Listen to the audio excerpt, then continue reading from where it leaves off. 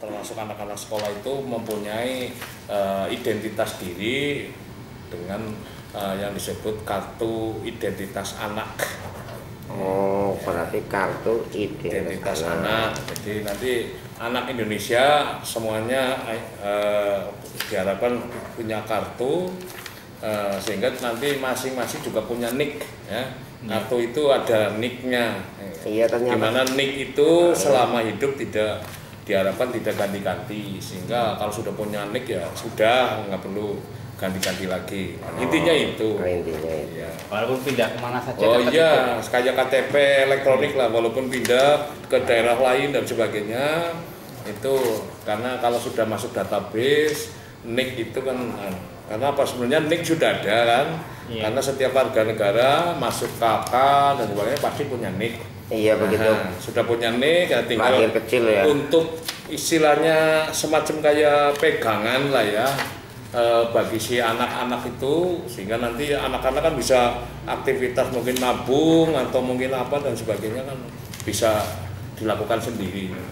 Tidak perlu harus apa orang tua. Berarti nanti kartu identitas itu untuk diperlakukan di beberapa kantor, contohnya ada SIM, ada ini gimana? Ya, kalau itu kan berlaku aturan khusus. Sekarang misalnya SIM itu kan harus sudah umur 17 tahun misalnya kan. Jadi bukan nanti anak kecil diberi SIM ya bahaya ya kan. Terus yang kedua, justru yang ada relevansinya dengan anak-anak. Misalnya mungkin masuk toko buku, itu mungkin ada keringanan atau apa gitu kan. Jadi tujuannya adalah ya untuk mensejahterakan anak-anak bangsa.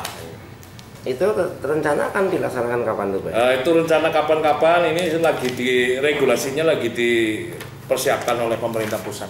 Tapi wacana itu sudah kuat ya? Wacana itu insya Allah kuat. Iya. Ya, karena dalam rangka istilahnya tertib juga, ke arah tertib administrasi kependudukan.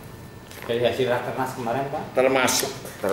Jadi termasuk itu juga disinggung ke arah sana. Kemudian yang kedua juga hal-hal lain yang mungkin masih membuat perasaan masyarakat itu keberatan atau ribet dan sebagainya. Ya. Sepanjang itu untuk kepentingan masyarakat, pemerintah pusat pun akan menganalisanya. Untuk akselerasi eKTP di Kabupaten Banyumas sendiri, untuk KTP di Kabupaten Banyumas sebenarnya tidak ada masalah. Ya, yang jadi permasalahan itu yang di luar kemampuan kita. Artinya yang terkait dengan jaringan internet dan sebagainya kadang-kadang sering trouble. Ketika tidak ada trouble seperti itu sebenarnya lancar-lancar saja. Kami bisa setiap hari nyetak di atas 500. Jadi bisa sampai 600 per hari ya? Per hari. Tidak ada kendala untuk penyediaan material? Material sampai saat ini alhamdulillah belangko kami cukup. Artinya ketika nanti habis segera lari ke Jakarta ngambil. Kemudian kalau belum habis kita minta ke sana pun nggak dikasih.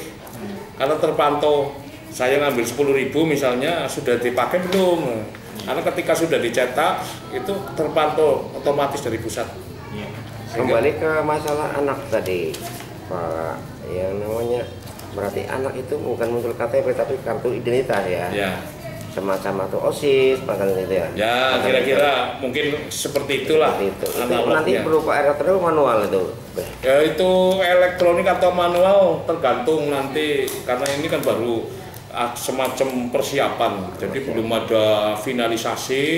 Bentuknya nanti seperti KTP elektronik atau mungkin hanya kertas biasa dan sebagainya, tapi yang pasti memuat nick dari si anak itu sendiri. Tapi pada waktu raker itu semua peserta raker setuju dengan KTP anak itu, Pak? Itu bukan masalah setuju tidak setuju. Kalau sudah menjadi program kegiatan istilahnya regulasinya dari pusat ada kan, kita dalam kontak atau dalam konteks NKRI kan, kita kan harus ngikut dari pemerintah pusat apa kebijakannya. Jadi bukan berarti setuju tidak setuju.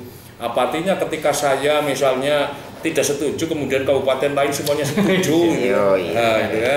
Jadi konteksnya bukan setuju tidak setuju, tapi intinya yang penting sasarannya adalah dalam rangka mensejahterakan masyarakat.